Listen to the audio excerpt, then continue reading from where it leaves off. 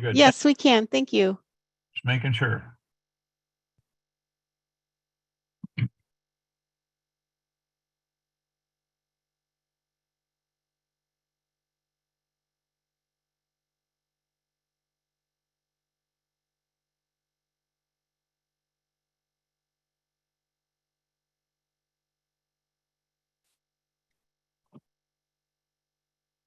Chair? Yes. We do have a quorum with 14 right now. Great. We will go ahead and get started. Good afternoon, members of the MAG Active Transportation Committee. Welcome to the January 17th, 2023 meeting. As a reminder, please turn your mics on and clearly state your name before speaking to ensure that members of the audience can hear you, and please mute your mics when not speaking to eliminate any feedback noise. Because this is a virtual meeting, a roll call vote will be taken for each action item on the agenda. As a reminder, phone in attendees will need to press *6 to unmute yourselves. We will now begin the meeting with a roll call of all members. Thank you, Chair. I'll begin roll call. Grant Anderson. Here. Marielle Brown. Here. Stephen Chang.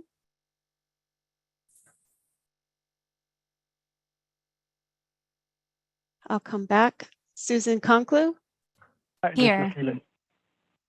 This is Stephen. Can you hear me? Yes, we can, Stephen. Thank you. Thank you. I'll record him as present.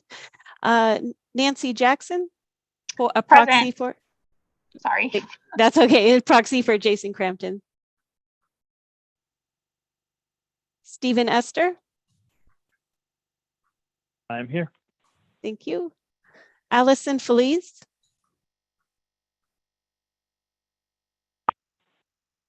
Brandon Forey. Present. Thank you. Tiffany Halperin.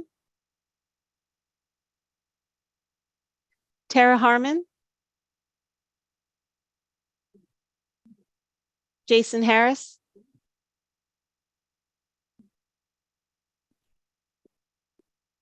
Jim Johansson. Reed Kempton. Here. Thank you. Elaine Mariol. Present. Thank you. Daniel Loftus.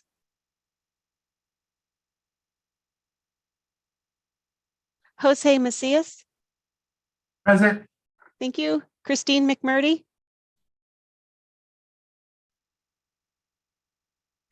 Mark Millstone. Here. Thank you. Randy Proch. Here. Thank you. Earl Ratledge. Here. Thank you. Patrick Sage. Present. Thanks. Kelsey Shatnick. Here. Thank you. Ward Stanford.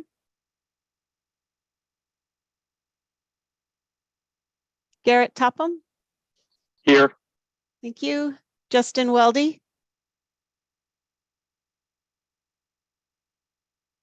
Nathan Williams. Here. Thank you. And Robert Yabez. Here. Thank you. Is there anyone here that I did not call?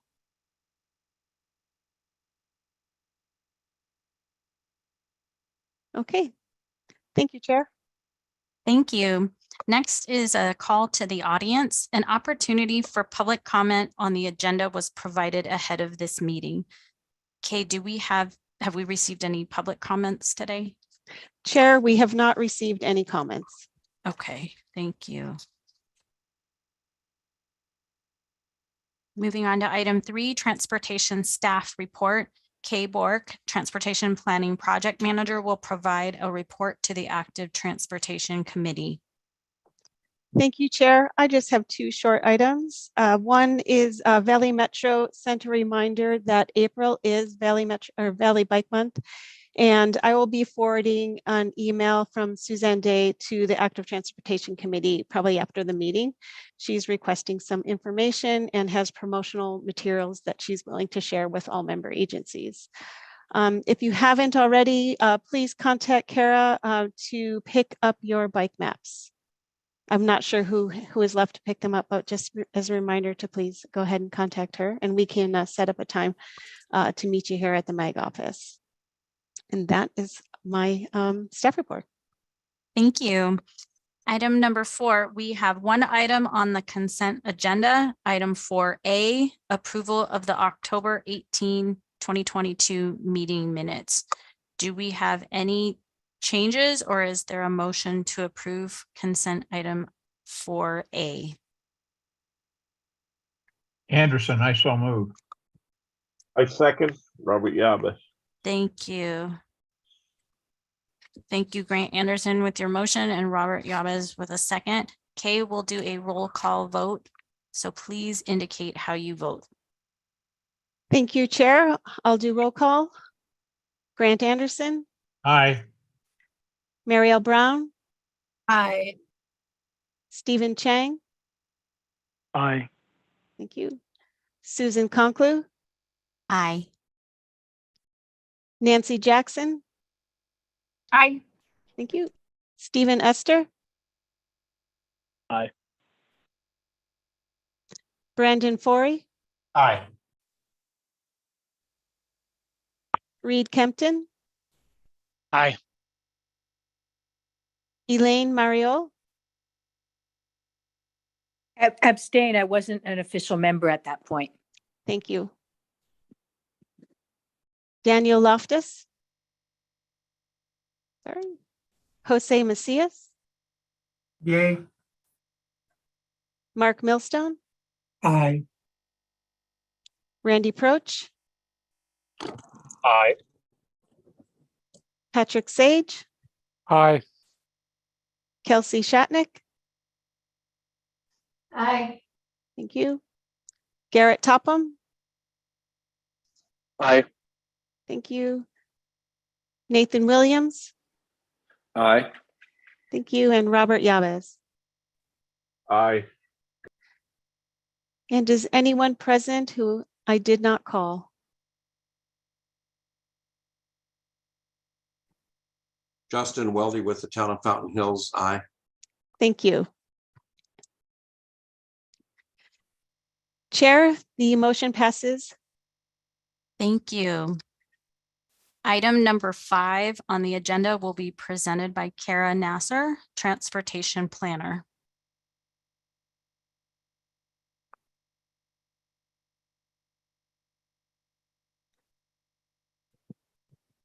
I think you may be muted, Kara.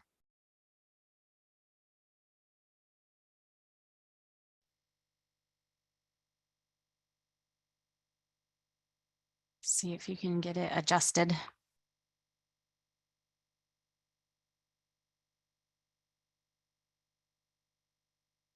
Can you hear me now? Yes, thank Okay. you. Yes, thanks. Thank you, Chair Conklin, members of the Active Transportation Committee. I'm going to pull up my presentation, so just bear with me.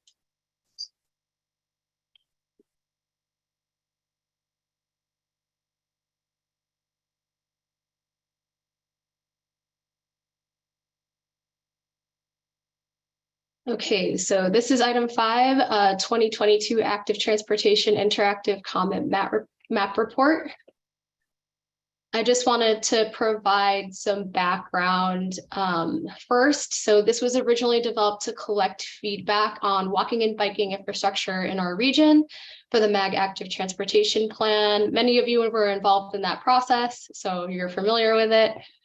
We decided to repurpose this in 2021 because we felt that the tool was useful and people were still submitting feedback. So we did a little bit of a rebrand.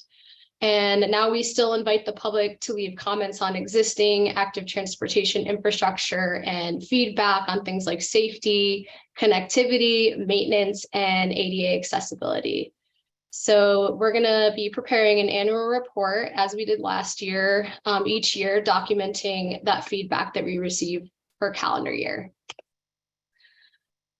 So like I mentioned, in 2021, we did the repurpose of the comment map. We removed all references to the active transportation plan and rebranded it to the MAG Active Transportation Interactive Comment Map. We simplified instructions, added ability to sort and filter comments, which we hope is useful for you as you continue to prepare projects, especially for things like the Design Assistance Program. We've added the ability to draw polygons around project areas and the ability to upvote and downvote comments. So I wanted to take a minute today to just demonstrate. I think I have to reshare this. Okay.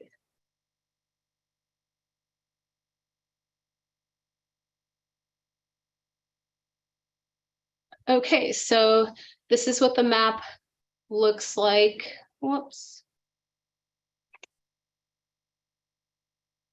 This is what the map looks like today. So when you come in, you'll see some instructions pop up. People have the ability to add comments on all of these topic areas. And so some features that we've added for you guys more specifically is the ability to sort comments. So you can come and find your own jurisdiction.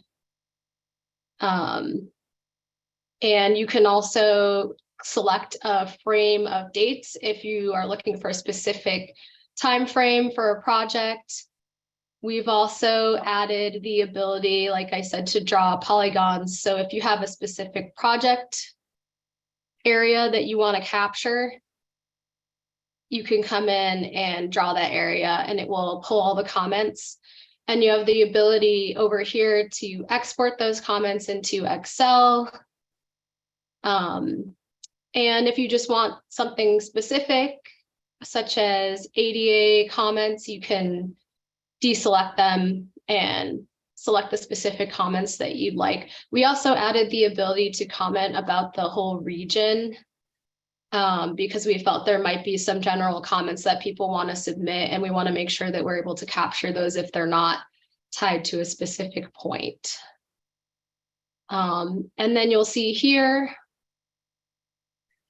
that we've added the ability to upvote and downvote, and that's more a function to avoid redundant comments. If someone wants to come in and the comment's already been made, they have the ability to show that they agree with the comment. And we've implemented this in other project maps, and we'll have to wait and see the kind of use that we get for it. But we hope that these features are helpful to you. I'm going to switch back to the presentation.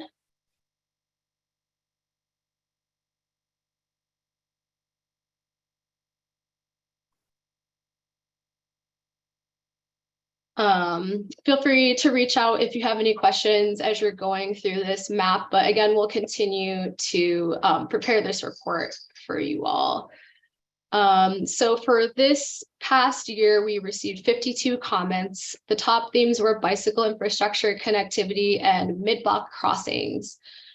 Within these, really, commenters expressed a desire for expanded bicycle lanes, improved connectivity between lanes in the off-street multi-use path network, mid-block crossings along the canal paths, and there was also a lot of expressed concerns over safety, especially when it came to conflict points with motor vehicles.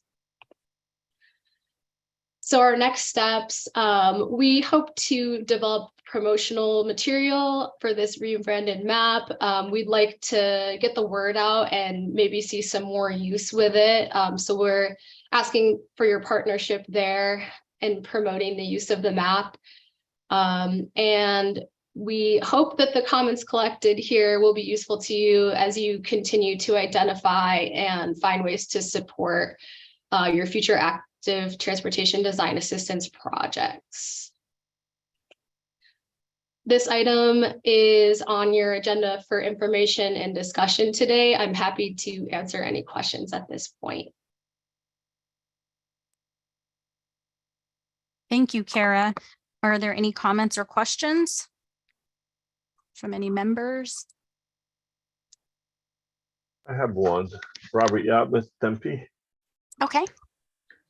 You, maybe I misheard it, but you talked about using these as part of the tool in the design systems application. Did I Yes, miss it? that's correct.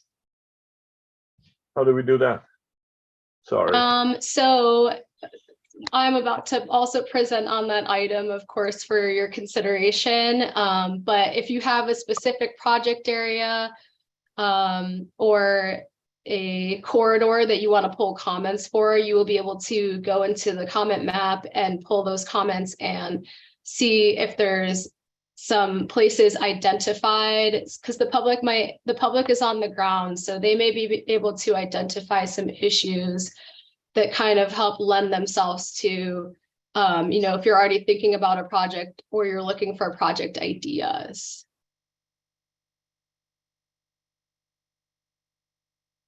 Does that answer your question, Robert? Do you get extra points? No, thank you. I think that it can strengthen potentially your consideration for points that you may be considered for.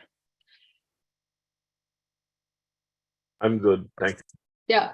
Thank you. Nathan. Nathan has his hand up. Yeah, I mean, to Robert's point, the more people you got commenting on an area, you could, definitely justify some action there. But at least that's how I'll probably use it. The question I had that we just recently got one, so it comes to mind is that do you recommend, just for all the other cities, I mean, assume they just reach out to the person that comments directly, right? Or is there some sort of process that MAG would prefer us to do to kind of, we reached out to this person, we addressed this comment, just so they don't kind of get lost, or you know what I mean? Do you have any recommendations there? Nathan and members of the Active Transportation Committee, we don't have a formal recommendation for you. As many of you know, I pass these comments along as they come in to you all, and our hope is that you may do with it what you want. That's up to your discretion. It's nice when you close the loop with us, especially if it's a question from the public being asked. We try to be as responsive as possible to the public. So we're leaning on you guys and your lead for that, but it's always nice when you close the loop for us. So. Yeah, I guess so. We would probably, if we responded to that resident or that member of the public, we could copy you per se. There's just not a mechanism on the map. We could just close the loop that way. I guess that's what I was asking. Correct. Thank you. Is there anyone else, if you would like to raise your hand or speak up?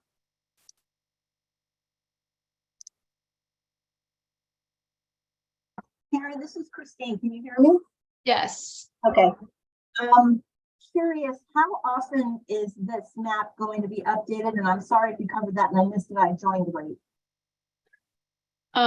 So I don't anticipate another major overhaul of the map that as we've done most recently. I think since this map was created, we've added a few more tools in our arsenal for other similar comment maps that we've created. So I wanted to bring some of those over. And as far as the sorting features and polygon tool and exporting feature, that was something that we implemented in hopes that it would be helpful to you all, as I mentioned, while you're going through your projects. And, if there's a special interest from the public, that they have that at their availability as well and can point to it. I think our next focus really is going to be just promoting its use and trying to get more comments collected through the tool. So how would folks know that a new asset is available to them? If they're looking at the map and they're going by what's on the map and new corridors are brought online, then it's basically up to the local jurisdiction, and you guys will just know that it's happening. I'm just trying to figure that out. I guess it kind of goes to what's the weight of this resource? I mean, is it intended for like a 3-year or a 5-year or something like that, or is it have a different intent behind it? I think the intent is to just continue collecting feedback from the public on these, and we'll color it in a little more in my next presentation, but another intent, is also to help support design assistance projects and demonstrate need and add some justification for the projects that we are doing in the future and investing that regional money into. Okay, thanks. I also think it's a great place to have everything in one location because each city is different how they receive feedback and requests from the public, but we don't always see what people's comments are for a different city. So I think this can be a great tool for us to use and keep looking at and seeing what's out there, and then maybe help spread the word so more people can know to go there and add their feedback. Are there any others?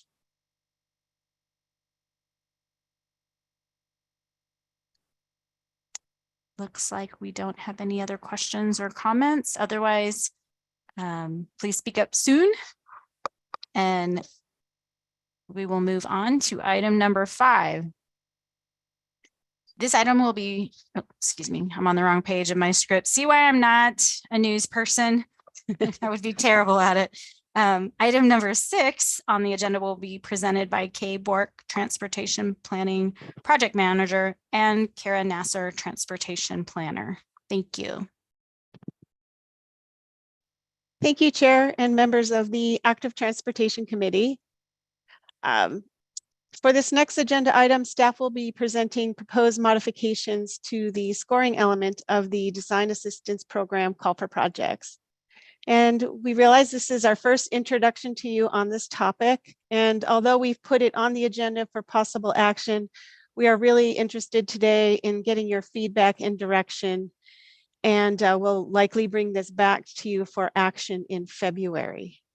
We are starting the review process now in order to be able to bring your recommendations through the technical and policy committee process for implementation in time for the 2024 call for projects, and that is scheduled to open on June 1st of 2023. These revisions are mainly in response to several comments that we have received from our member agencies about the design assistance scoring process and MEG's desire to continually update and look for ways to improve our programs for our member agencies. Kara will be going over the proposed revisions in detail in a PowerPoint presentation to follow, and she'll be providing more detail on the revisions as they're outlined in the transmittal summary in your packet. Just want to point out that the proposed revisions do not change the scoring questions themselves. We are proposing to add some qualitative scoring guidance and a slight weighting change on one of the questions for your consideration. And really the intent of the revisions are meant to improve the clarity, the transparency, as well as predictability of scoring, meaning that a member agency as the applicant, as well as a member agency as a scorer, have a common understanding of what would elevate a project from a score of, say, from a 4 to a 6 to a 10 or 20, for example. The first set of amendments that Carol will be reviewing address some anomalies that we observed from standard deviation statistical analysis that we conducted. And that was conducted on 3 years of design assistance projects that were submitted and all of the scores that were given by member agencies. And the next set of revisions are meant to address some inconsistencies in maybe the questions and also adding on the clarification for those scoring questions. And we did this, and hopefully this tool or the updates are really going to help you with the scoring process as well as submitting your applications. We know you spend a lot of time submitting all of that information as well as taking the additional time to review and to score those projects. And with that, I'd like to turn it over to Kara to go through the presentation. Thank you. Thank you, Kay, Chair Conklu, members of the Active Transportation Committee. So again, I want to start with some background. This design assistance program was established in 1996 to support the implementation of bike and ped facilities. We issue a competitive call for projects each year for those who seek funding to support preliminary engineering and design of projects that improve, expand, and contribute to our regional active transportation network. That's $500,000 of federal funds programmed annually for regional outcomes that contribute to things like regional mobility and air quality. The projects are technically evaluated and scored by you all, the MAG Active Transportation Committee, and funding is ultimately awarded by Regional Council. So again, I wanted to stress something Kay had already mentioned, that we went through this effort really in response to comments and feedback from you all, and so therefore proposing some changes to the scoring of projects. So we'll start with some scoring trends and analysis. This is where we started. We really wanted to take a look at the last 3 years of project applications. We looked at every score by every agency that scored to determine if the scoring process was effective. And we identified 3 questions that had a pretty significant variance in scoring. Those are highlighted here on this slide. And there were some minor variations across other questions. So I'll start with those 3 questions that had the most significant deviations. Question 3 is, this project serves the region and or adds a critical link to the overall multimodal transportation system. When we looked at this question, we saw that interpretations varied widely in how a project serves the region, what that means, and what constitutes a critical link. And also the and or phrase appeared to add confusion in the qualitative scoring process. So for this question, we are proposing simplifying the question and adding a range of scoring intervals as guidance. And so this is the proposed scoring. We are proposing the question be reduced to, this project serves the region. It's still worth a value of 20 points. And then we have a breakdown here, which I wanted to point out. It will look familiar as we go on. So we've kind of created this rubric for the scoring questions. So this will be throughout the presentation. But the top score, 15 to 20 points, would be demonstrating a significant regional need and clearly explaining how the project addresses that need. 9 to 14 points would be a regional need and explains how the project will address that need. 1 to 8 points is a regional need, but the connection to how the project will address that need may be unclear or incomplete, or it does not adequately demonstrate a regional need. I'll make a note at this point. I'm going to quickly go through each question like this. This is really intended to spark a discussion today, so it might feel a little bit fast. But I'm happy to walk back through things or answer questions at the end of the presentation. So moving on to question 5, this project addresses bicycle pedestrian vehicle safety conflicts worth 15 points. We're proposing again the use of an interval scale from high to low. And then we're proposing on this question the inclusion of safety data sources to document safety issues and to help ground the justification of the project just a little bit more. And so some examples of what this could look like are local engineering and planning studies, crash data, comments from the MAG Active Transportation Interactive Comment Map, documented complaints from the public, or other sources documenting safety issues. I think we would be relatively flexible here with what we would accept. And then I'll show the scoring. So we're proposing maintaining that same question at a point of 15 values. And the top score is data and analysis with a safety recommendation from a previous study. Then data and analysis of a safety issue with a connection to the proposed improvement. Then connecting a safety issue to a proposed improvement, maybe without any data or analysis. And then finally, not demonstrating a connection to safety.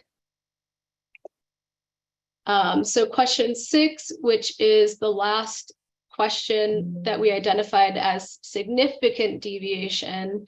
The project serves the needs of the demographics, percent families in poverty, age 65 and over, age 5 to 19, minority, and households with no vehicles. It's a value of 20 points. We saw that this question lacked clarity, and that as a result, there were inconsistencies in the information that was being submitted by applicants and how the project served these specified populations. So we're proposing to amend the question to better correlate with the demographic categories. We recognize that these populations are often will benefit disproportionately from projects such as these. We want to add an interval scale as guidance and modify the weight to 8 points. So we're proposing a minor tweak here in the wording of the question to this project benefits populations of interest, maintaining those same populations.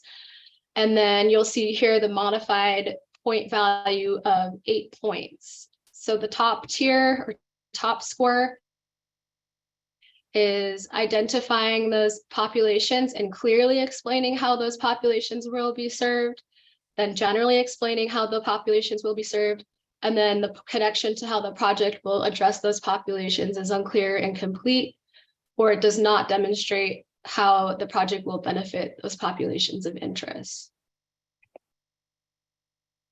So I'm going to go through the rest of the questions at this point that still had some deviations in scoring, but maybe not as significant. But we still saw opportunities to strengthen the scoring and provide better guidance to scorers. So question number 1, this project meets the intent of the design assistance program for a 10-point value.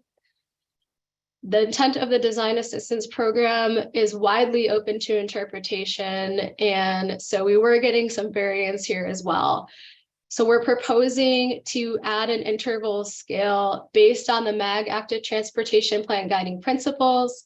That's equity and inclusion, connectivity, safety, and comfort. This is to reflect the MAG Regional Council's commitment to implement the plan. We also are proposing to modify the weight to 12 points to provide equal weights for each principle.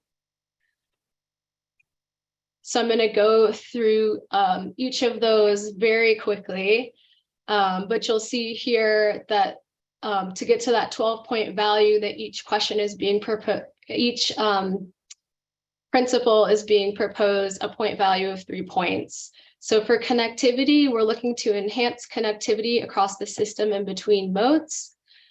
Things like facilitating short trips, closing gaps, providing direct seamless transitions, facilitating intermodal connections.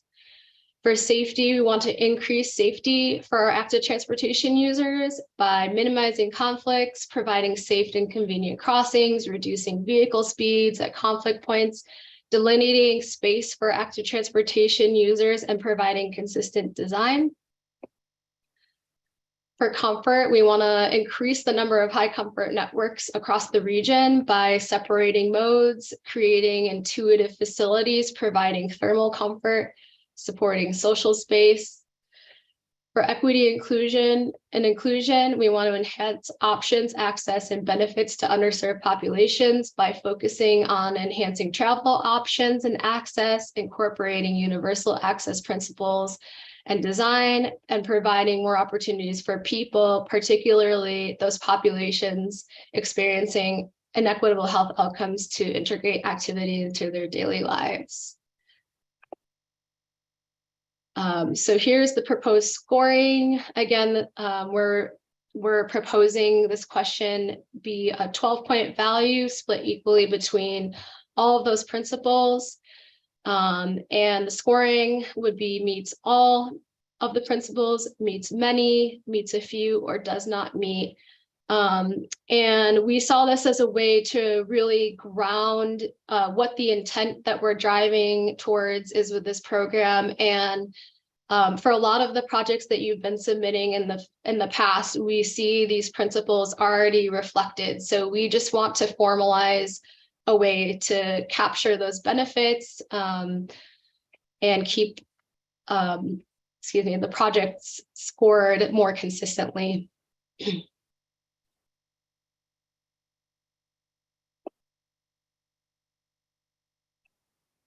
Okay, so this is question 2. The project serves the local jurisdiction, a 10-point value. We're not proposing any changes to the question or point value here.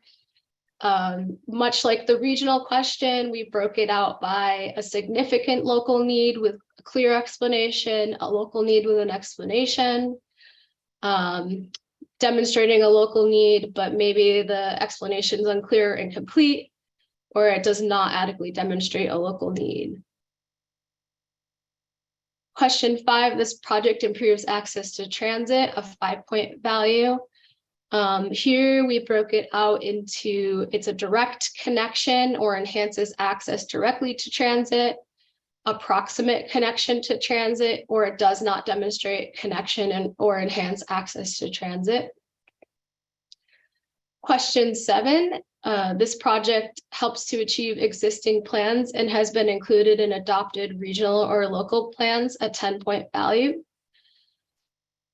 So this project is identified an adopted local plan and clearly explains, an adopted local study for the next year and clearly explains, an adopted local study, but the explanation is unclear and incomplete, or it's not identified in local plans or studies. Question 8, community partners provide support to the development and promotion of this project, a 5-point value. Yes, the project application includes well-documented partners and strong letters of support for that top tier, documented community partners and letters of support, community partners but no letters of support, and then finally does not demonstrate community support for that 0-point score.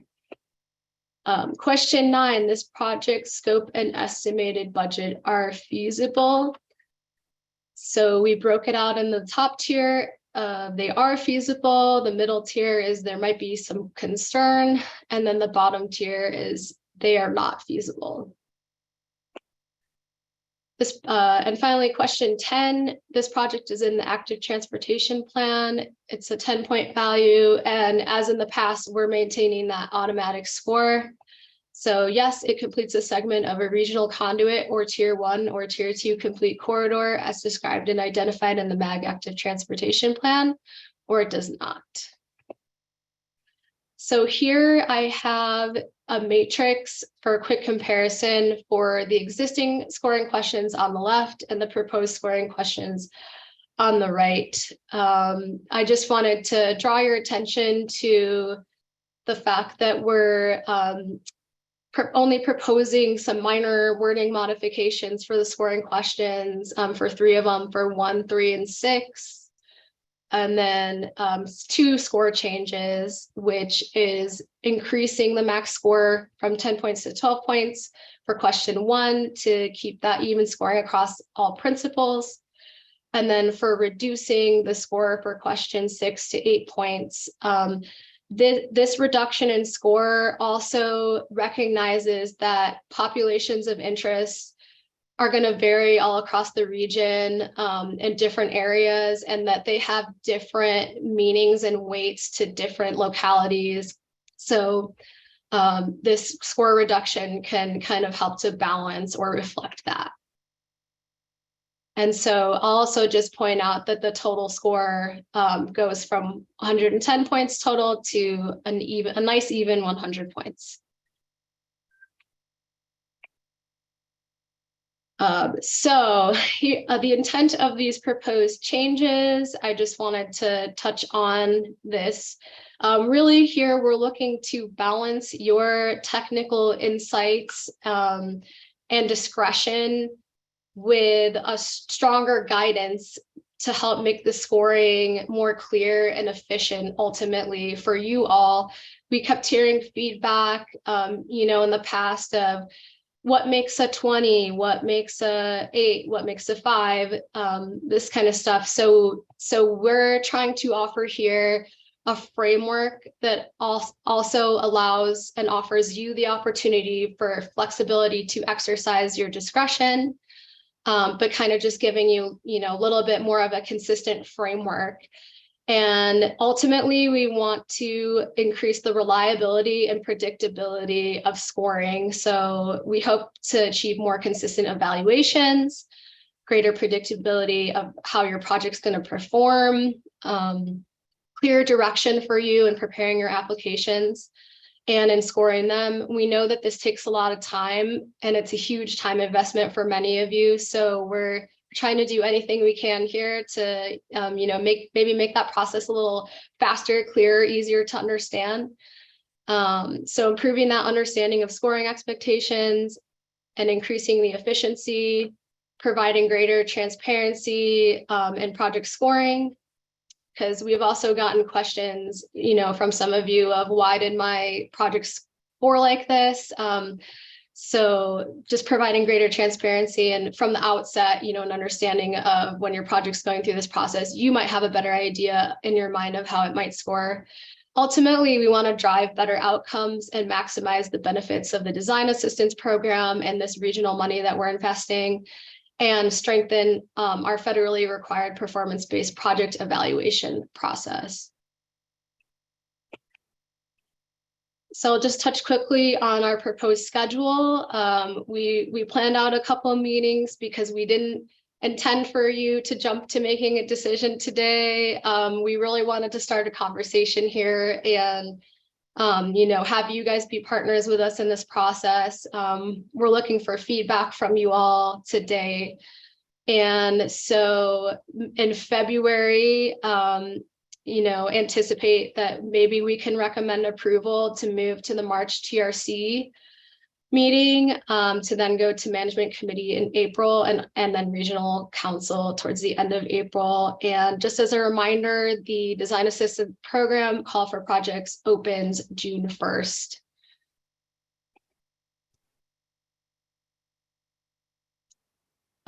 So this members of the Active Transportation Committee, Chair Conclu, this item is on your agenda today for information, discussion, and possible action to recommend approval of revisions to the design assistance evaluation process. Chair Conclu, again, I just want to emphasize that we are looking for feedback today, so I will hand it back over to you. Thank you, Kara. Looks like Christine has her hand up. Thanks very much, Kara. Obviously, you guys put a lot of work into this, so thank you. And can you go back to the very first one that you showed us about regional need? Happy to, yes. Can you explain what regional need means? Because if I'm in the West Valley, I'm thinking, yeah, there's a need in the West Valley. Obviously, there's sort of an inclination to think that way based on where you work from. Am I supposed to be thinking more the whole valley? And if I am, what is need? Because to me, need is the absence of something. And we have a pretty big absence of the kind of facilities that all of our partners in the East Valley have done such an excellent job producing over the years. So it's difficult for me, even though I find that I'm always giving greater points to Phoenix, Scottsdale, Tempe because of the completeness of the answers to the questions. I mean, they're hitting everything, and that's great. And to me, that's where you award funding. But the absence, that means that the absence on the west side grows greater. especially since we still have this point attribution for being in the active transportation plan. So I see a little bit of an imbalance only, and not to anybody's detriment. It's just population on the east side has grown faster than on the west side, but now the west side is growing quite a bit. And so I look at regional need as the absence of something where you need something to occur. And so, and before and that's pretty much my question, but I also want to thank you guys for adding interval scales, because that definitely makes it easier for me to reply fairly. A range is something I would welcome over an arbitrary selection of a number. So I appreciate that, and I thank you guys for that. But regional need is a toughie for me. Yes, thank you, Christine, and members of the Active Transportation Committee. It's definitely a valid concern. I think it can be open to interpretation, and we heavily rely on you all and your discretion in scoring these. And the hope is that as you're going through, it's kind of consistent, that you're applying whatever that regional need kind of means to you, that you're applying that consistently as you're going through. And that can mean different things to different people. Certainly, I think here, though, it is kind of what you said, it's demonstrating adequately through the narrative that there is a need, and just giving some thought into consideration into how the project fits into the greater system, if that makes sense. So it's the opportunity to kind of give the bigger picture impact. And then, of course, we have the same question for local need. So the same thing could be said there. Perhaps from a local perspective, it's easier to reflect a local need, but it's your opportunity, again, to highlight to us why this project is important to you as the locality. And then, this is more the opportunity to reflect of how this project connects and fits into the bigger picture. Does that make sense or answer your question? It makes sense, but I'm still, I can, local is easy. I'm here, I know what the need is. But regional need to me is, there's more of these type of facilities in the East Valley than there are in the West Valley. And it's difficult to reach that level of success the way this is set up. So I'll just leave it there because I'm not really sure I'm going to be able to go where you apparently are. But let's listen to everybody else too. Perhaps, perhaps before we meet again, we can give some thought internally, or consider if we can offer some kind of additional guidance to what constitutes a need. The only difficult thing with that is that I don't want to, get into a situation where we're pigeonholing too much, because there's always a project out there, that might be something that we didn't think of, but we might be able to potentially offer some additional guidance on that. Thank you. Marielle? Thank you. So first, I want to thank you so much for doing this hard work.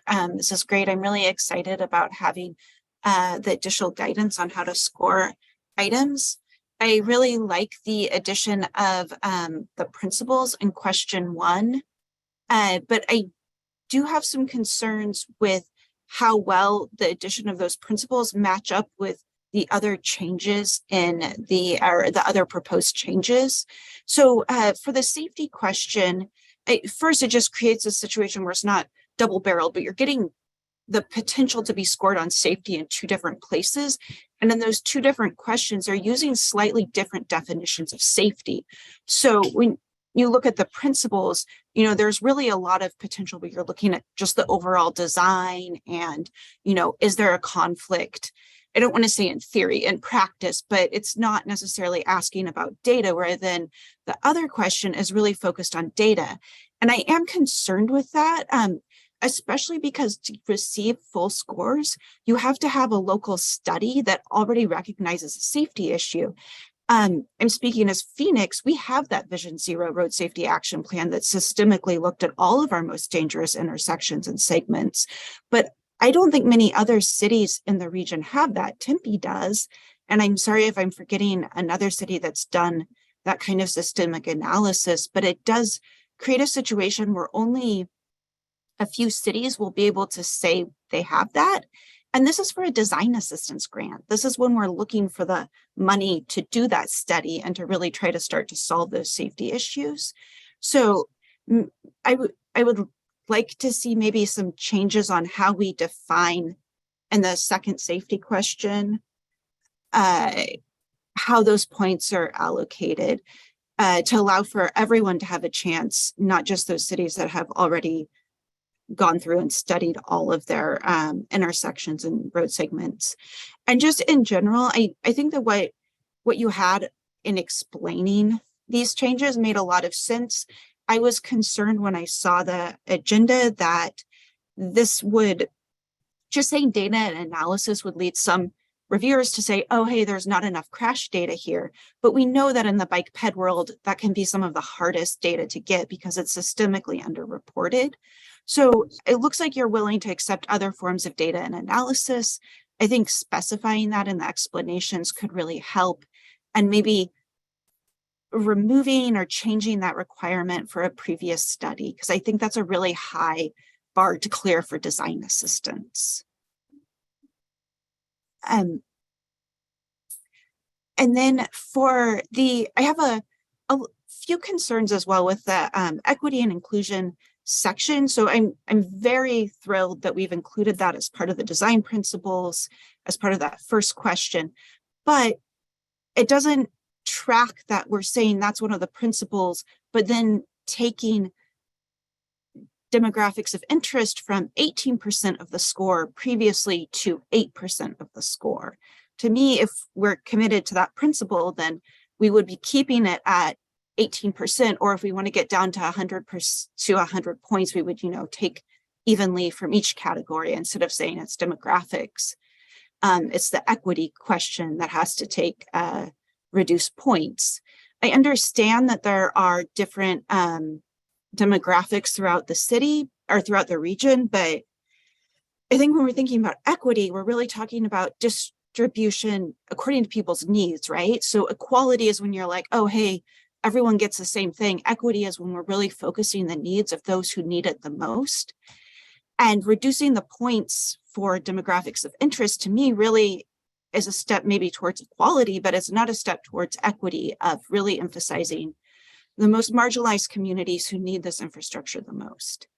And then under that question on demographics of interest, the narrative asks how well, or the kind of the specifications ask how well it connects to that population of interest, but I think there's an opportunity, or how well, it identifies populations of interest and clearly explains how the project will serve those populations.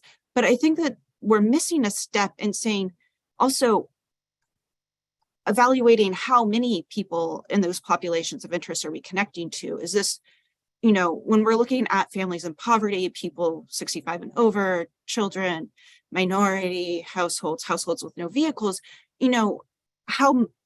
what percentage overall actually makes up where that project's connecting?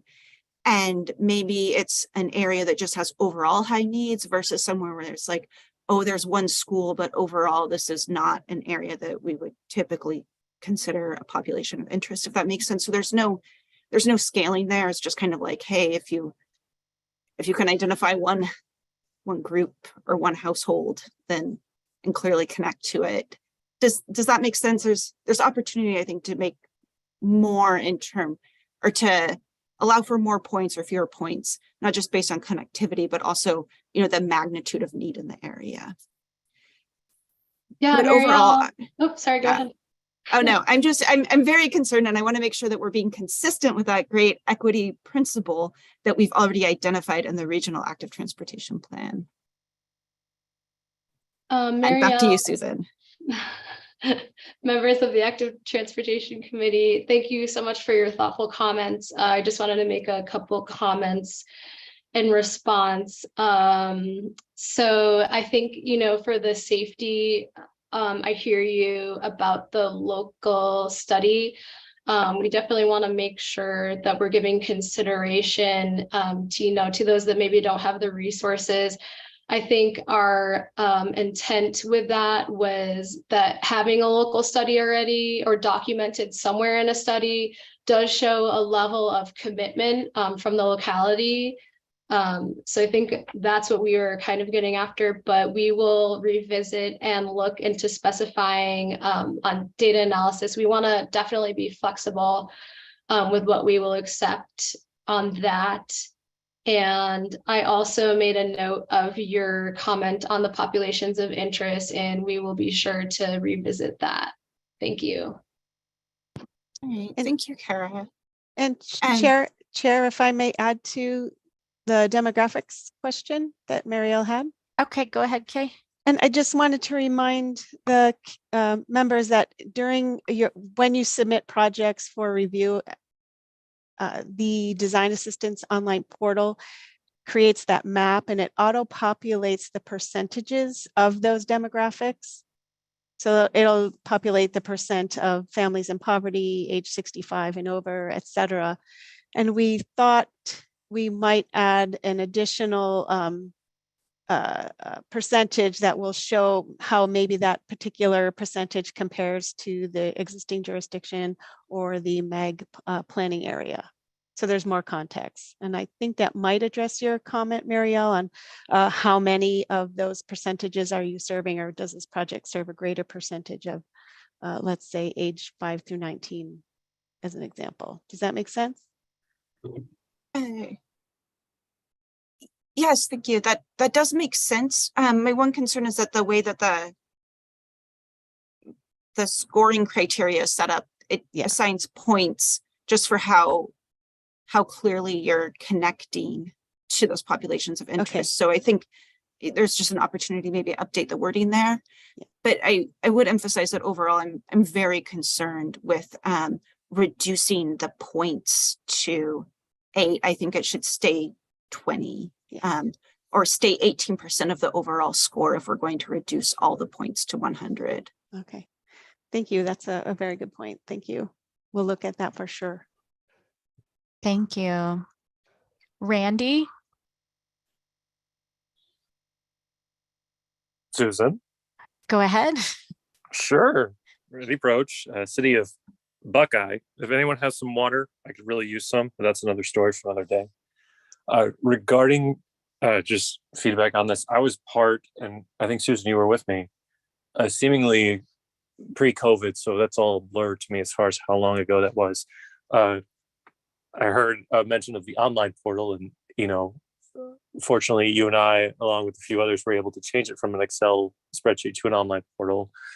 I actually have the opposing view on the demographic question. This one always was a tricky one for me at a former jurisdiction because it wasn't always, the demographics and the need weren't always consistent. So there are occasions where in more affluent area may be the ones that are the least careful and least considerate for pedestrians and cyclists. So it was always a hard thing to try and generate enough score because you can't change the demographics. You don't choose where people live. So sometimes areas identified as far as the greatest need maybe didn't have the demographics that were compatible, I guess, for that area. So I actually don't mind the change in the demographic score in that regard. And I just want to say we certainly appreciate the efforts MAG has taken on looking at these questions and keeping this conversation going. Certainly no criteria and explanations are going to be perfect, and it was already mentioned, but I just want to reiterate just the biggest thing for all the member agencies, because as I looked through this list of people, I recognize less and less names. So long as you're consistent with every jurisdiction that you're scoring in the same way and your same world view and purview and how you interpret these applications is great. If at any time you have questions, reach out to your fellow member agencies just to get clarifications as you're scoring these. Certainly, Brandon and I can probably talk about how that's really affected some of the times that we have scored or been scored upon, for our applications in the past. And certainly, communication is key. Thank you. And in looking at on the table there that it shows, because it can be relative. So I'm glad that there can be the option to show the percentage for that agency, because maybe 5% of a certain demographic might not sound like a high number. And I'm just throwing that number out there compared to 30% in a different city or neighborhood. But if we're at least able to show how this provides connectivity and safety for people, because that's the biggest thing, is if you're identifying the population, since the portal automatically calculates that, but are we explaining enough about what this project can do for them? Because I remember in reviewing over the years, there's times where it doesn't really say much. And I think I'm going to use, a different age group, let's say age 65 and over. Well, is it near things that they might need to access through improved walking and biking? And so at least for me, I try to consistently give more points when a lot more information is given there. And I don't worry as much on what that percentage is, even though that's also important for me when I review. I try to balance it as best as I can.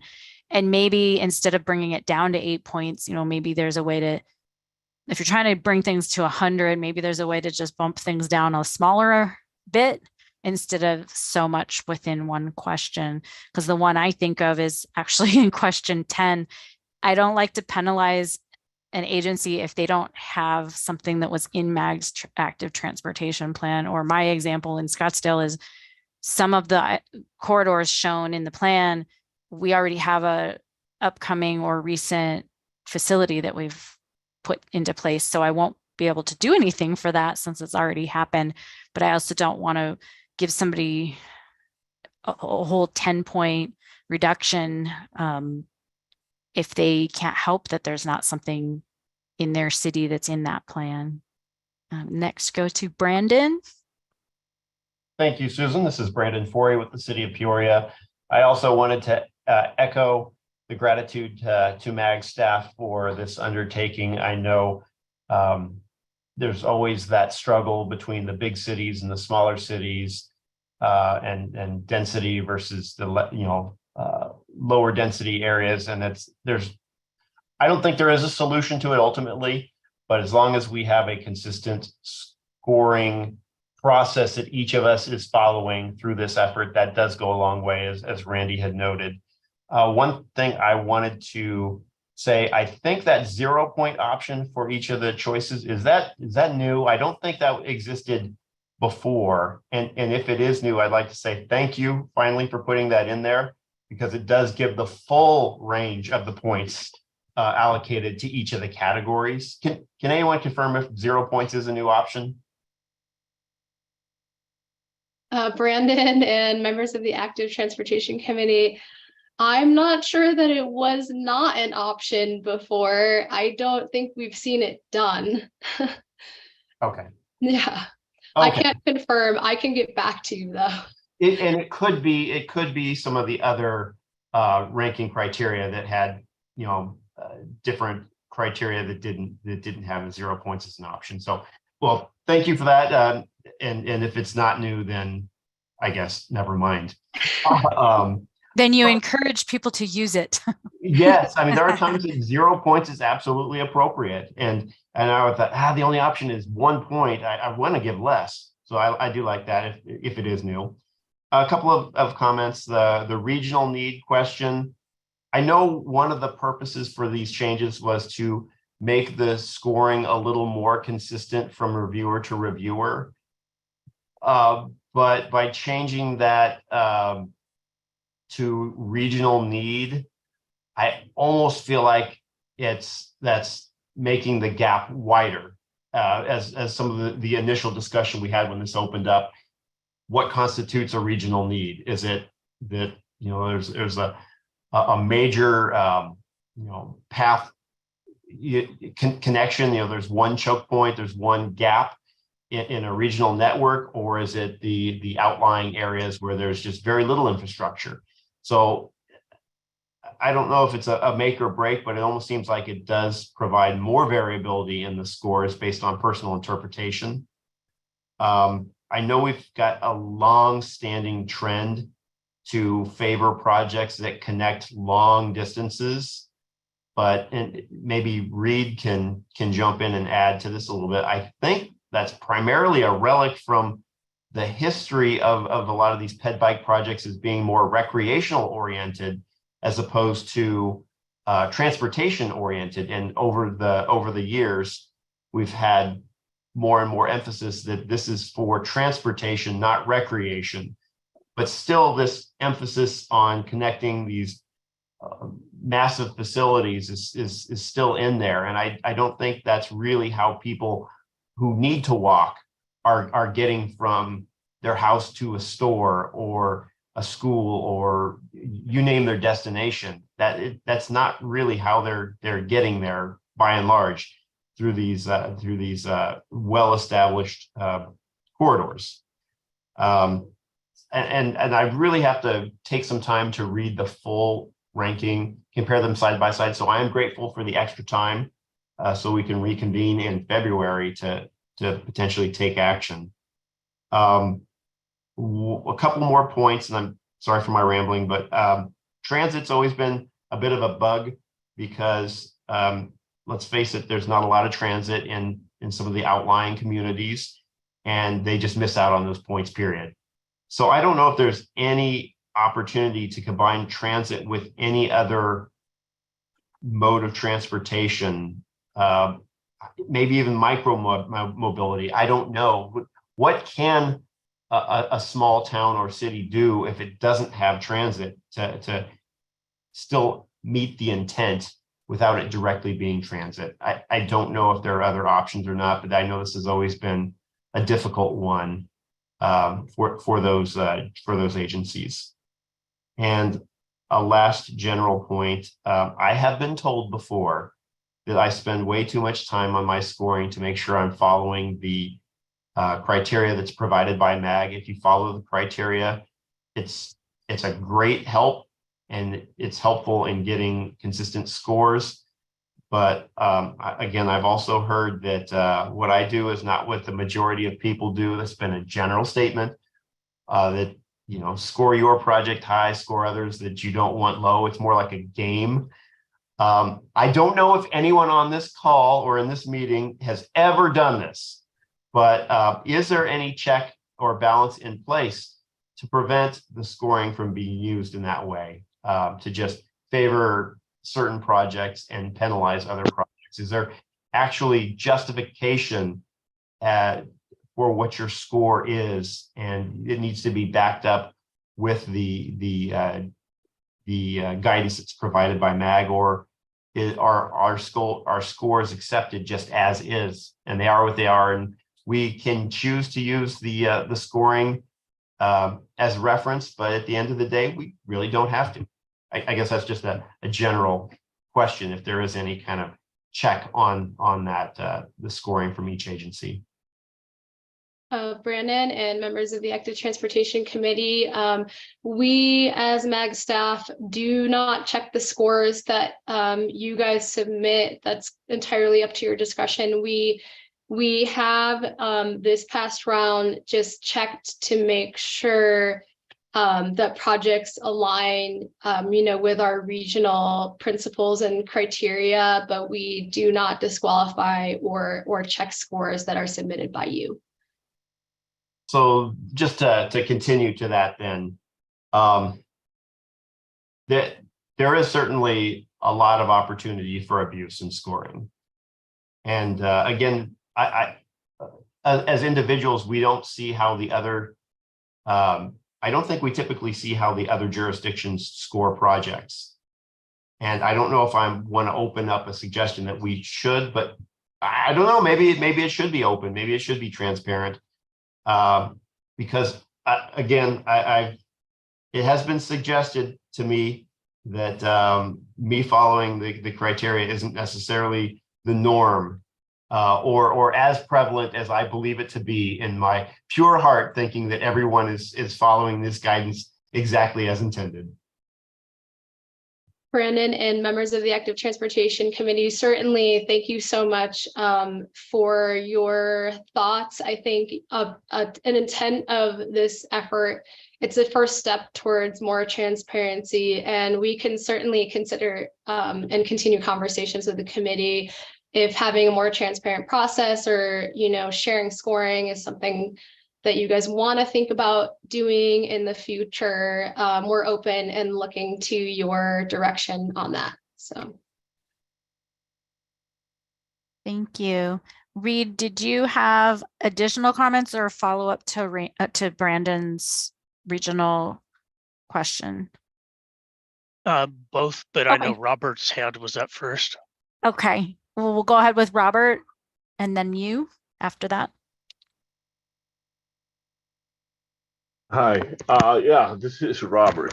I think Marielle's issue on 18 points to 8 points is a valid one, and we need to review that again. I don't, you know, most of or all of the grants that are coming out now are weighted heavily in that, and if we need to follow the national trend or the federal trend, we should be giving it a little bit more than the 8 points that you guys have assigned now. I agree with Marielle on that point. I don't, you know, she was eloquent, so I'm not gonna go beyond what I said. The second one is there is the law of unintended consequences. So have you, with all the scoring that was done in the last 3 years, you did actually look at the scores in the last 3 years because you created your standard deviation, all right? Can you go back to the standard deviation? Certainly. There you go. Okay. So 22, 3.9 to 3.66 out of 20 points, right? And there are, well, those, I saw something that's, you know, so how did you, you know, why are these higher? Why do you think they're higher? Or, you know, why do you consider them high? 4 out of 20, it's like almost equivalent to 1.56, 2 out of 10, right? Robert, So, members of the Active Transportation Committee, thank you for your question. I've actually prepared an additional slide to help illustrate this if it came up. So this is just an example. let me just lay out the last question I had. Can you test the last 3 years with the new scoring system to see how it lays out? Did you guys do that? I'm sure you did. Oh, with the new scoring system. Yeah, let's see what it does and how, you know, we had discussed that. Yes. Can that be done, or is that done? Can we see it later, maybe? Yes, of course, Robert and members of the Active Transportation Committee, we'd be happy to pull that information together for you. The only thing is that, again, the scoring is based on your discretion, right? So this is the scores that you gave them. Along the bottom here, these numbers correlate with different scores. And then the top is the possible value of 20 points. So this is just an example for question 3. So I'm actually not sure if we could go back and rescore as you based on the new question, because it would really be more open to your interpretation. But we could certainly take a look through and kind of do a mock run up of how they would score based on the new you know, point values that we've broken out, if that's helpful to you. I think that would be very helpful because it will give us a guide on how you think they should be answered as well. And then Robert, members of the Active Transportation Committee, I wanted to also address your first question of why those 3 questions maybe scored so differently. And I did kind of outline this a little bit, but For the third question, it's kind of already come up in the discussion today that, you know, we're all kind of struggling with what constitutes as a regional need. And the initial phraseology of and/or adds confusion because you don't really know which one you're supposed to be scoring on, and if it's one or the other, or they both make up a part of it, that's open to interpretation. For the fifth question, it hasn't really been grounded before. Bicycle pedestrian vehicle safety conflicts, perhaps it hasn't been grounded as well before, and data and analysis which is why we were proposing to add that element to it. And for the last question, serving the needs of demographics, as you know, again, today we've had some considerable discussion on this one. It seems to be that there's just not a lot of clarity around, you know, what these demographics are and how exactly they're being served. So our intent with this, again, is to bring more clarity to that. And of course, as we go on, if this approves and moves through as we go on, we'll continue to take efforts to track and monitor. And hopefully we see, you know, this chart that I have here at the end kind of even out a little bit more for a question like that, where we're not seeing such a drastic variance in scores at the end of the day, that we all kind of know that we're on the same page, and interpreting, you know, the interpretations won't vary so wildly. I hope that helps kind of clear things up.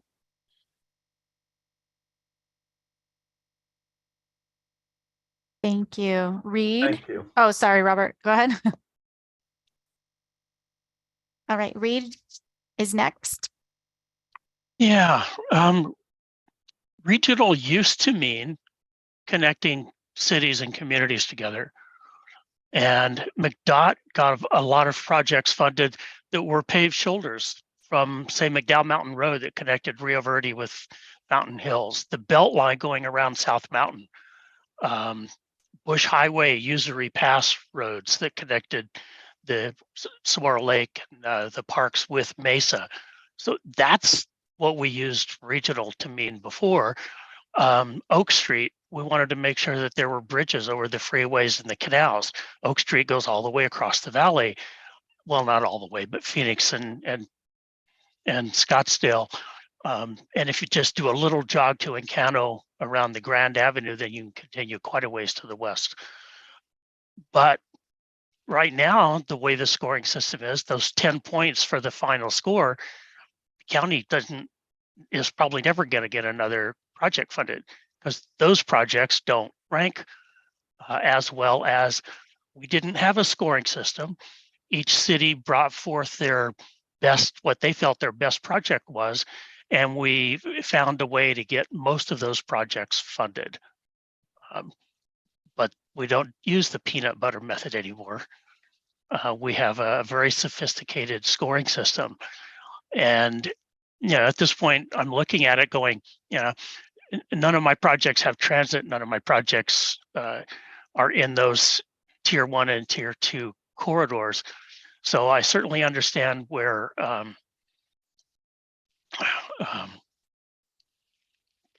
Christine commented, because and same with I guess their names disappeared here. Buckeye. They're really far out. They are going to have needs coming up. They have some needs now, but they're not easily connected to the region, and the regional connectivity identified in the MAG plan does not go outside the center of the valley. So I'm frustrated by those. I'm also a little frustrated by the scoring changes. I think equity and those should be higher like they were. Transit, you're already getting some points now in the connectivity in question 1. Do we need the question on transit? Is it covered in question 1, or should it be, you know, 3 points instead of 5 points? I don't know. The whole process when we went through this with the consultant was frustrating for me. And I was glad to not participate for a while. And now that I'm back, along with a number of others who left and came back, it seems a little more scripted and doesn't give us the flexibility of funding what might be a really good project just outside the center core. Thank you. And then in just even looking at those max scores, even though we know we want to connect the region well, that looks like quite a difference to have 10 for serving the local jurisdiction and then 20 for regional. So maybe that's just too much of a range, because to me, it's easy for me to say in a landlocked city where, of course, if I go any direction, east or west, I'm going to be able to have a project that connects to the neighbor, but not every city or agency has that same situation. And in a way, it's like, well, how can we ever get the regional network well connected if we're not helping communities to connect some local important linkages too? So it's like saying, well, we can't hire you because you don't have experience. And it's like, well, if somebody would hire me, I could have experience. But I do agree with what you're saying on that. And then it looks like Marielle has her hand up again. So go ahead. Hey, thank you. I need to say my name. Marielle Brown, City of Phoenix. I actually had just a clarification question on the tier 1, tier 2 or projects for the MAG active transportation plan. Reviewing the proposed criteria made me review the proposed or the questions again. And previously I had thought that when it was tier 1, tier 2, you were looking at kind of the first or second options within each proposed route. But then I realized tier 1, tier 2, there's actually 2 tiers of recommendations. So I just wanted to clarify, for the routes, are you only looking at the ones that were like the highest ranked within the plan? Or if we are looking at a project and say we agree, yes, there should be an east-west route here, but it turns out that all of the people that live along this proposed route are incredibly opposed to it. So we're going to build something a quarter mile north of the east-west of the original east-west route. Would that still qualify for any points, or is it just kind of off because it's not strictly the route that was identified in the MAG ATP? Marielle, members of the Active Transportation Committee, I think that question is pretty clear cut and dry, that it is just the tier 1, tier 2, and regional conduit routes that are directly identified in the active transportation plan. Okay, so it's not, because the active transportation plan identifies, multiple choices, but it's just the ones that were the highest ranked. There are 2 tier 1 and tier 2 complete corridors that are identified within that plan. I wish there could be a way to have a variation in this question, because if it's a reasonable alternative to one of those corridors, like what Marielle is saying, and if it meets the goals of the ATP, I wish there was a way for it not to be yes or no, 10 points or 0 points. So that's just one of my sticky ones for me to consider. And then, oh, go ahead. I was just going to say, I was certainly, I think my question made it clear, but I agree very strongly with you, Susan. It would be great, even if there was a way to have partial credit, if we end up having to build something that largely fulfills the intent of the plan, but might be a few blocks off because of, local considerations. Yeah. Thank you. And then Nathan has had his hand up and down a few times. So I'm assuming because other people started to say things that maybe he was thinking of, but Nathan, go ahead. Yeah, some of that. Yeah, I mean, I just agree with some of the stuff that was said. I definitely agree with, I appreciate MAG doing this. I mean, I'm one of the folks that has asked a bunch of questions because I'm scoring things and I'm probably a bit like Brandon. I'm like, we can't score our own projects, but I want consistency and all those goals that MAG is talking about to be achieved. That's my top priority, whether my project fares well or not personally. But That aside, again, thank you for going about this. It's a tough task and everything. So I appreciate it. But a lot of so people have mentioned, how do I get my project funded if I'm not a tier 1 or tier 2? But I thought I heard you guys say that you still can get points if you're on the regional conduit list of the ATP. Is that correct, Kara? Yeah, Nathan, members of the Active Transportation Committee, that's correct. So we are allocating, originally this question here was more of a bonus point question. So it was a bonus 10 points at the end of the day that completes a segment directly on the regional conduit or tier 1 or tier 2 complete corridor. But I also wanted to just point out again that for our proposed modifications for question 1, that we were recommended bringing in those principles, and the intent behind that was to allow for projects that maybe weren't on the direct tier 1, tier 2 or regional conduit corridors, that they could still get points because they are fulfilling the intent of the active transportation program. Right. Yeah. I mean, that's kind of what, to Christine's point, is like, hey, if we're out here, we don't have the central core, and I mean, we have maybe the population, a few transit routes, but most of our stuff is out there. It's not on the main tier 1, tier 2. But I mean, the regional conduit, I would assume most folks have a regional conduit in their area, and that would qualify them. So that's one thing that I keep hearing, and I'm like, well, I think regional conduit counts. So that's something people could maybe look at. One of the things that I've struggled with in the past is if the narrative is not written well, I struggle, because this is design assistance.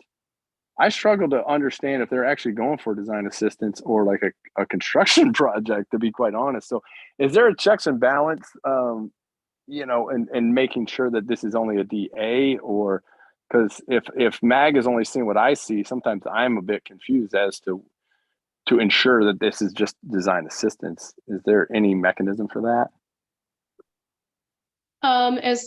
Sorry, Nathan and members of the Active Transportation Committee, I just want to make sure I'm understanding your question correctly. Are you asking for the money that is spent? Are we ensuring that it's spent on design assistance? I guess so. I mean, when people apply for things, to me, they don't always put design assistance. They just put, some folks put in their, this project or this corridor or whatever. But I can remember a few times where I'm not sure I've seen design assistance anywhere. And it's like, hey, we want to build a path or a sidewalk or something. And I'm like, is this a DA, or is this you're asking for money to build the actual project? You know what I mean? So I didn't know if anybody else had the same concerns or thoughts about. I don't know if it's a concern. I just am asking if there's like a check, like, hey, this project actually doesn't qualify for design assistance. This is more of a CMAQ, application or something like that. So I guess that's where my question goes. Yeah, sure. Nathan, members of the Active Transportation Committee, we do a preliminary review of projects to make sure that, again, they meet the regional criteria that we've outlined before. We do not disqualify projects. We just do check them against those regional criteria. The scoring, of course, is up to you guys. And then we also help to manage those contracts, as they move through for design assistance. So we are working along with member agencies and spending that money, just helping to see the projects through and making sure that they are following through on that intent. Right. Thank you. Okay. I just want to jump in. Robert, you unmuted yourself, so I don't know if you meant to do that. Go ahead, Nathan. Yeah, I was. But okay. It's just a follow-up on his question. When you estimate the cost, the amount of money you're put instead for construction is a lot more than what you're getting for design assistance. That's true, Robert. That's true. But if it's a short segment of like a sidewalk, it might not be. So I'm just I agree. I understand the difference in 15% design and a construction project, but sometimes I think that we could word these things. I just want to make sure that folks are applying for the right application, I guess, is one thing. Agreed. That's all I'm saying. Yeah. The other comment that I was going to mention is like, I heard a lot of discussion on, hey, what if the folks don't have a study done that would help qualify them?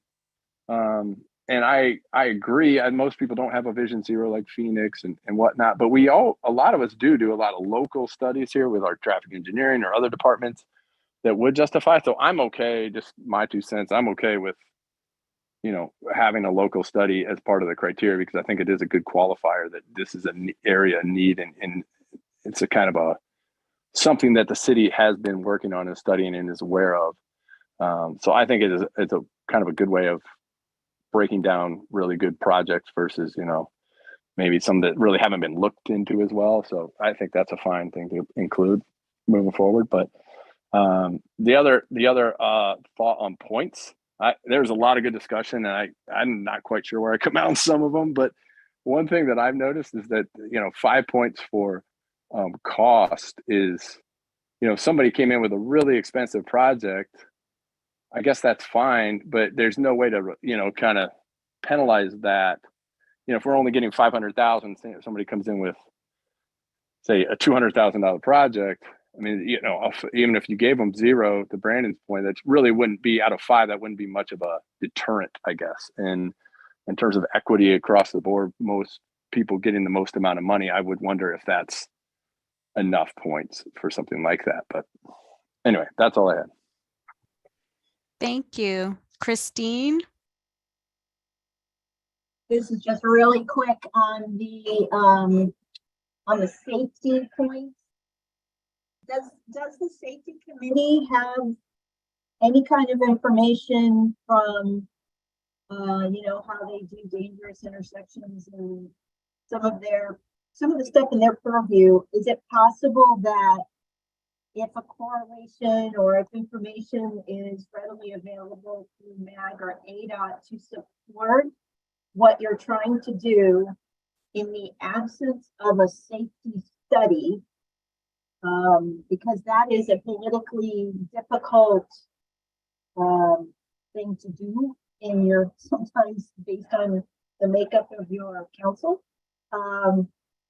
Is there an acceptable alternative, I guess is the way of framing this is, does Margaret's group have any information that we can correlate to, or are there other resources that maybe would suffice in lieu of a full safety study? Because again, we're a little bit out of balance with the rest of the region from the west side. Fewer transit routes. We're mostly a lot of residential. It's just not the same, and I'm just looking for a way to find some equilibrium so that at least there's a fighting chance to rank even closer to the rest of the more successful communities. Ms. McMurdy and members of the Active Transportation Committee, I'm going to do my best to answer your question. You were going in and out for me sound wise, so I think I picked up some bits and pieces, but I think you were asking about safety and what other documentation, what could supplement a study. And so I've pulled up here again the list of data sources that we came up with that could potentially document safety issues. So aside from studies, crash data, comments from that interactive comment map that we're maintaining, documented complaints that you all receive from the public, or other sources that document safety issues.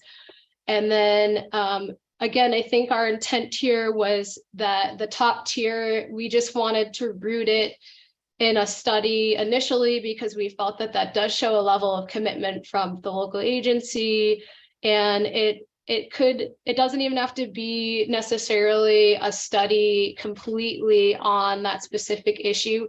It could be, a small part of a recommendation from an area study that was done, if it was identified, in a larger study, or a recommendation that was included in a study that was addressing something else entirely. So I think, it's a little bit flexible and open there. But if some of our smaller agencies maybe feel that providing a previous study recommendation is a burden in a way and going to be a hindrance in this question and getting full points. We can certainly revisit the drawing board and come up with a solution to open that up a little bit more and make sure that we are considering other forms of documentation. Thanks, Karen. I'm sorry I missed that, but that answers my question. Thank you. Thank you. Nathan, you still have your hand up. Do you have additional comments or questions? Oh, no, ma'am. Sorry. Okay, I just wanted to Lowering. make sure. Is there anyone else that we haven't that would still like to give comments or ask questions? Stephen, go ahead. Thank you, Susan. So I just want to again say thank you to staff, MAG staff, preparing this very complicated task. I agree with some of the discussions earlier about the regional connection and how, especially surprised way out here in the Northwest Valley, that we just don't have that kind of regional connectivity yet. So that I just want to say that. And then the other thing with the active transportation plan, I feel like since we're out here and we're not on that plan, it's 20 points pretty much automatically that we're not going to get any, if at all. Maybe that's just because we're out here and we just don't have that yet. And I do feel like that's something that my applications are always going to be short because of that. In addition, I do have one quick question about question number 6. So question number 6, I just want to clarify, we're only talking about one of those populations. Even if one of those populations meet criteria, then we can get the full point? Or are we looking for a population that has family and poverty and 65 and older and 529 and minority and all of that? Or if one population exists where we can give that full 8 points? Stephen, members of the Active Transportation Committee, thank you for your comments. So I just wanted to reference your first thought quickly again. So it's 10 points, automatic points for being in the Active Transportation Plan.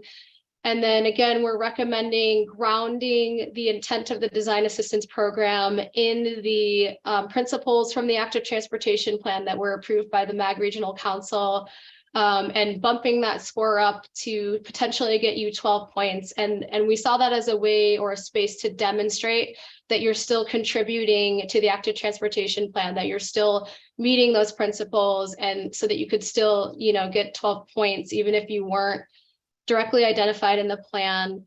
And then as far as your second question, you were asking about this, if you have to have all of these, and the answer is no. I think if you have one of them and you can reasonably explain, how the project is working to meet the needs of that population, I think you could score reasonably well. Again, though, this is up to the discretion of the scorers.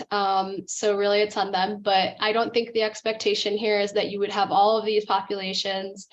And as Kay mentioned earlier, we were considering dropping in, along with the auto populate, just a reference point for the metropolitan area, and then perhaps the locality, just to give a frame of reference or a reference point of comparison, to understand, how that population kind of fits into your locality.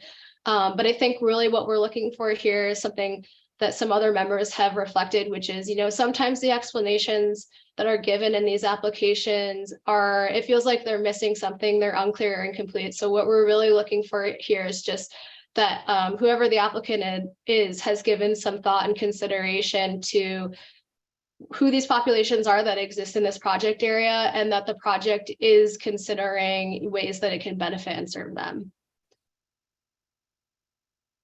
Okay, thank you.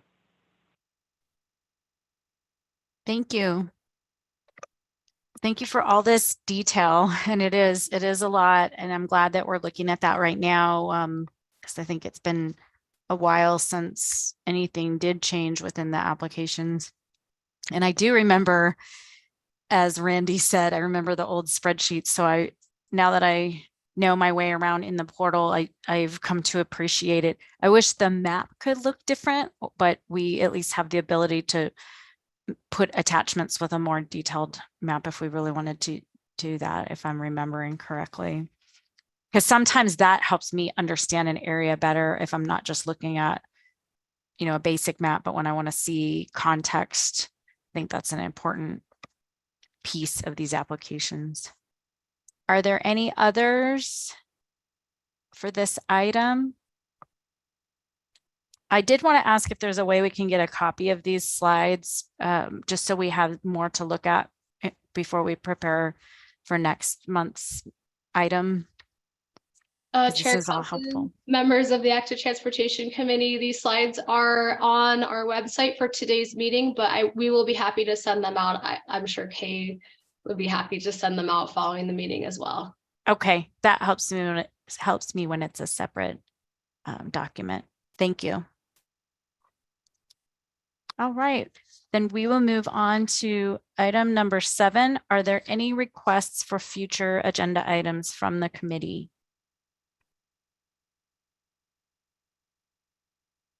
Susan, this is Christine. Can you hear me? Yes, go ahead. Okay. We've talked a little bit in a different group about the safety issues we're starting to run up against on trails, that being larger motorized vehicles. Okay. And that can be any number of different ones. I'm thinking maybe that would be a good conversation to have, is how do we deal with enforcement? Do we deal with enforcement? How do we create a safer environment for pedestrians when those motorized vehicles or even bicycles are traveling at excessive speeds? Okay. I think we had this conversation in a different group, but I feel like this is a good forum for us to all engage on that topic. Okay, great. So safety, enforcement, and even education on paths and trails for users, including motorized devices, now that we're having more of those in some of the places. Thank you. Thank you. Anyone else have a future item to request?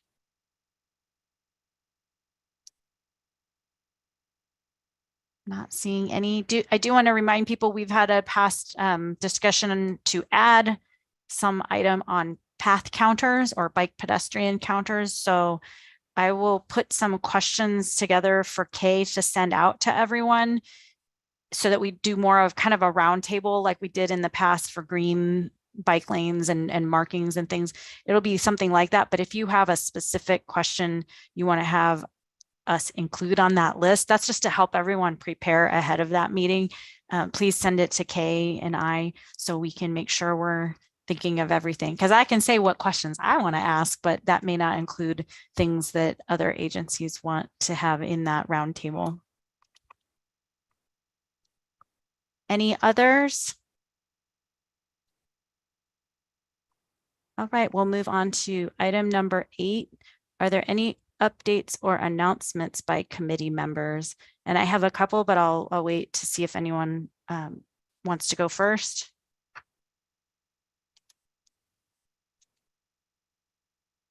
Nobody. All right. So the first, did somebody, I just see the list of people, so I don't see if anyone's got a hand up. Grant, you're unmuted. Do you have anything to announce? No, I do not. Okay, just checking. So I want to remind people that there is a 2023 RAISE grant opportunity due February 28th. If you're not already looking at that, you still do have some time, but please reach out to Kay and to Patrick Stone right away if you can, because if you're wanting to be included in regional letter of support for your application, you would need that. And if you have questions about applying, please reach out to me or to Vice Chair Brown if you just have questions. It's so different than MAG's great process for applications. I'm not a fan of going through grants.gov, but it is a great opportunity to get projects funded through their very competitive process. I want to remind everyone to send your bike month information to Suzanne Day, as Kay was saying. And then I wanted to end this on a kind of sad note for anyone who hasn't heard. Tim Oliver passed away suddenly recently. For anyone who doesn't know him, he spent a lot of time as a manager at McDot and more recently with Gila River Indian Community. So you could reach out to Reed or myself if you have questions, but Reed, you may want to add to that. He had a big impact on a lot of planners and bike professionals.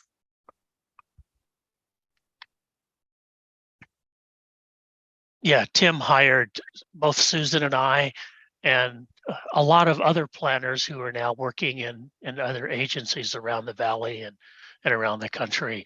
He was the first professional bicycle planner in Arizona and was one of the founding members and the first president of APBP. So his reach he had a really long reach with his influence. And there were a lot of people at his memorial service on Thursday.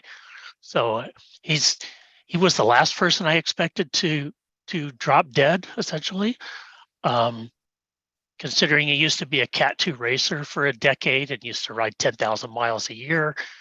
And since I only rode, 6,000 a year, I thought that gave me a pretty good protection. But I'm seeing my cardiologist Friday and would recommend that the rest of you do the same. Thank you. Yeah, that's a reminder for me to get back on one of my bikes at least. And I credit Tim and Reed with helping me get my first road bike when I didn't even know what a road bike was. So please think of his family and friends and his impact. And if you didn't know him, there's great information out there about his life. So reach out to one of us if you would like. And I'll move on to a reminder. Wait a second. Oh, go ahead. Sorry. I'm sorry. Go ahead. Some of you don't know previous history. A long, long time ago, I actually hired Tim myself. This is Grant, back in Park City, Utah, where I left and came down to the valley, and shortly thereafter, Tim did. He was a very good person in all aspects of planning and life. He showed me how to help ride the bike, and I really appreciated that, and I did a lot of rides, even with Reed. I just wanted to say Tim is a great guy, I guess was. I didn't know about his funeral or his death, but thank you. Thank you. Then I have you to thank for hiring him because Tim gave me my first break in transportation planning. I didn't oh, you hire helped him down him. here. Yeah, Not but it down still here. got him started. And then same thing, Reed helped get me where I am now as well. So we can send you information that APBP put out a great piece about it if you happen to be a member, but I can also forward it, the piece to you. I'm no longer a member, so just go ahead and I'll forward. just email it to you. Okay, thank you. We'll reach Thank you. out if anyone else has questions or would like to read about that. I don't know how he got so many things done, and I feel extremely lazy and unaccomplished in comparison, but it's a good reminder for me to get some more things done and be active again. So I'll move on to a reminder that our next meeting is scheduled for February 21st at 1 o'clock through teleconference. And with that, with no further business for the meeting, I will call the MAG Active Transportation Committee adjourned at 2:48 p.m. So I appreciate everyone joining. Thank you.